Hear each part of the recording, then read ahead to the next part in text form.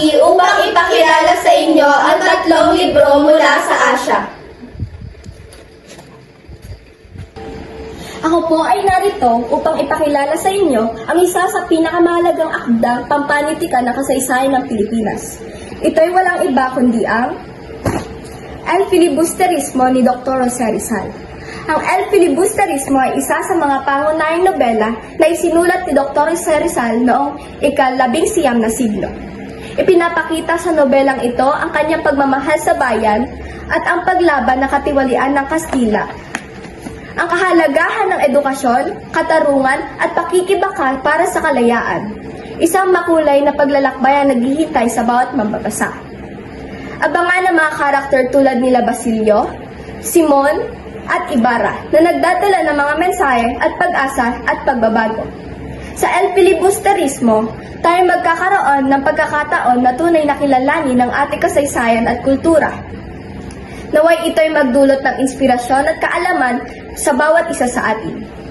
Huwag palampasin ang pagkakataon na makabasa at magkaroon ng kopya ng El Filibusterismo sa inyong koleksyon.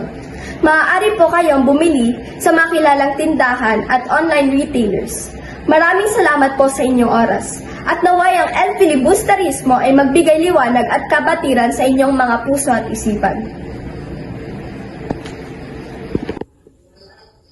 Sunod natin matutunghayan ay ang nobela na naggaling sa Korea.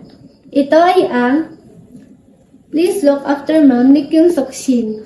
Ito ay isang makabuluhang nobela na nagmula sa Korea. Ito ay isang paglalakbay sa puso at isipan ng mga karakter na may kaugnayan sa pagmamahal at pamilya. Sa nobelang ito, magugustuhan mong malaman ang kwento ng isang ina na naglaho sa isang pampasaherong tren na nagdulot ng pangarap na makita siya muli.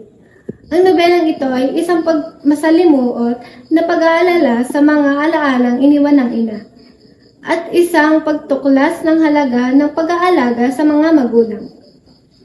Kung nais mong magkaroon ng mas malalim na pag-unawa sa kultura at pagmamahal sa pamilya sa Korea, ang Please Look After Mom ay isang marespetadong akda na hindi mo dapat palampasin. Ito ay isang paglalakbay na puno ng damdamin at aral na mag-iiwan sa malalim na pagkakaunawa sa kahalagahan ng pag-aalaga at pagmamahal sa iyong mga magulang. Sunod naman nating matutuklasan ay ang nobelang Norwegian Wood ni Haruki Murakami ng Japan. Narito ang isang makabuluhang nobela mula sa bansang Japan na may pangalang Norwegian Wood. Ito ay isang kwento ng pag-ibig, pagkawala at paglisa na makakalimutan mo't hindi.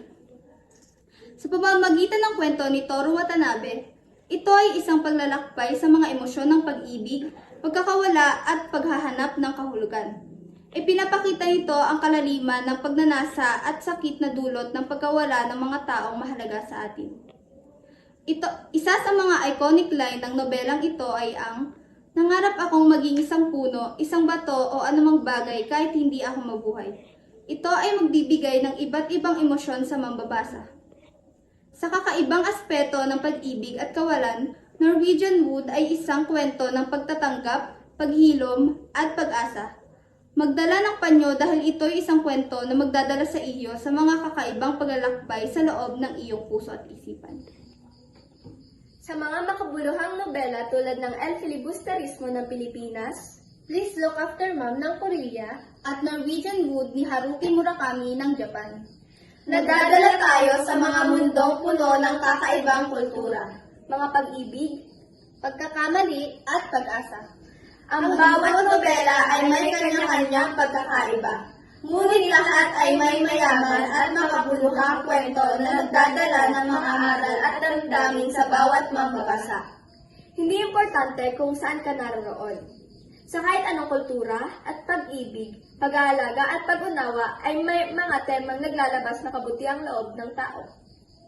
Buksan ang mga pahina ng mga nobelang ito at maglakbay sa mga kwento na magbibigay daan na mas malalim na pag-uunawa sa buhay at pag-ibig.